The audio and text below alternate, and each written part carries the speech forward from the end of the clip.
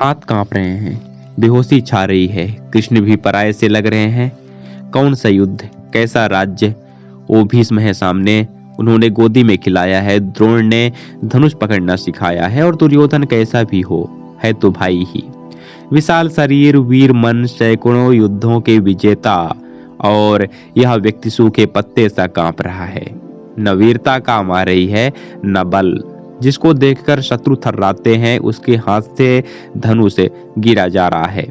फिर द्रौपदी का चीर हरण कौंधाता है, उसकी करुणा चित्कार, भाइयों और माता का दुख, अज्ञातवास, लाक्षागृह इत्यादि।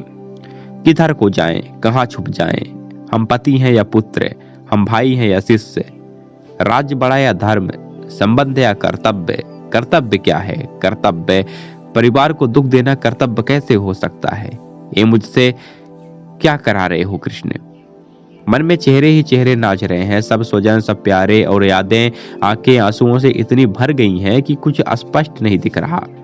बाहर वालों के सामने कर्तव्य का पालन आसान है, पर घर वालों के सामने कर्तव्य कुछ समझ नहीं आता। जीवन, घर और परिवार के आगे बड़े बड़े घुटने टेक देते हैं। घर के बाहर बहुत उपलब्धियां और सम्मान पाने वालों की भी घर और परिवार के सामने अक्सर बड़ी दयनीय स्थिति रहती है।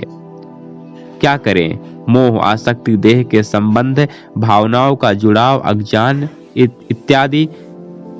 हे कृष्ण, अपने कुटुंब को देखकर मेरे अंग शिथिल हो रहे हैं और मुंह सूख रहा है। मेरा शरीर कांप रहा है और रोंगटे खड़े हो रहे हैं। हाथ से धनुष गिरा जा रहा है और त्वचा जल रही है।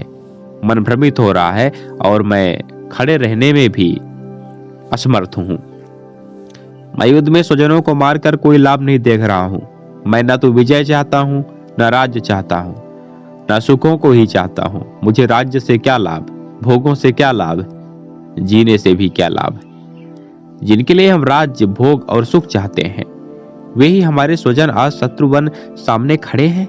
आचार्य, पिता, पुत्र, पितामह, मामा, ससुर, पौत्र, भाई, ये मुझे मार भी दें तो भी मैं इनको मारना नहीं चाहता। मुझे अनंत राज्य मिलता हो तो भी मैं इनको मारना नहीं चाहता।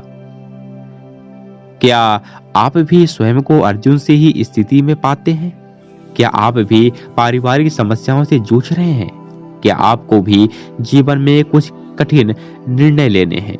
यदि आप भी स्वयं को ऐसे ही कुरुक्षेत्र में पाते हैं तो वही कीजिए जो अर्जुन ने किया और विजयी बने।